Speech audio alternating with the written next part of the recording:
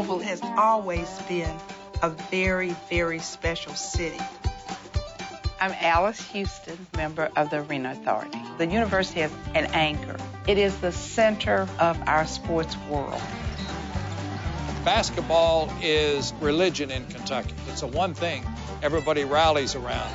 I'm Jim Host. I'm chairman of the Louisville Arena Authority. There's no pro franchises in Kentucky. These are the franchises. The university's basketball program generates more revenue than anybody in the country. So it was important that the university's basketball team have a place to play that's worthy. I asked the NCAA why there were no first and second round men's and women's tournaments in Louisville. They said, the problem you have is that we want it downtown. Unless you build one downtown, we don't need to come to Louisville. Goldman Sachs was absolutely fantastic in helping us structure the financing, getting it to the market, and that's why this worked. We had 3,500 people work on building the arena. The goal was to try to make sure that 60% came from the local Louisville area. There was a real interest in trying to help minorities and women connect to the project and be able to work on it. That kind of job was a transformational opportunity because it's getting them not just into a job, but a career.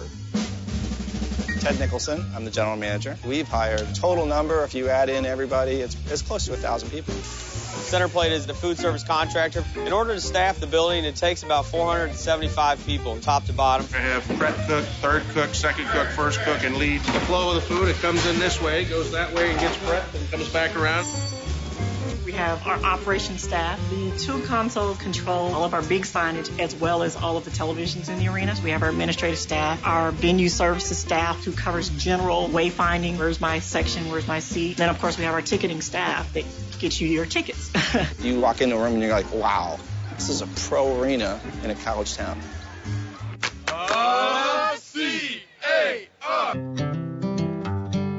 There's very few projects in a city like Louisville where you're going to attract 15,000, 20,000 people on a night. Folks will come through these doors, these 6 sets of doors.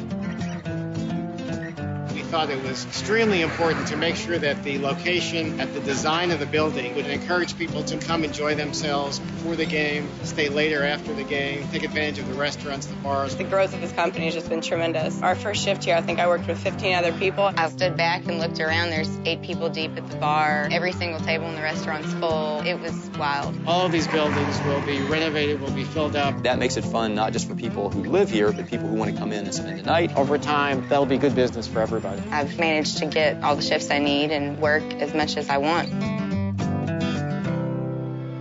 There were 3 or 4 really key things that had to be done to make sure the arena project started and survived. Financing was the biggest. This project in particular stood out because it had the commitment from the city. It had the commitment from the state.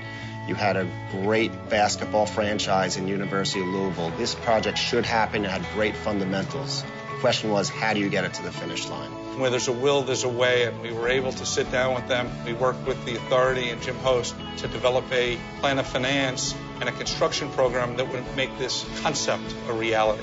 It was, how do you put together a package and a financing that investors will have faith in and ultimately buy and believe in the future growth of downtown Louisville and the ability of this arena to generate revenues. And it is very gratifying to be able to point to something and say, I had an impact on that.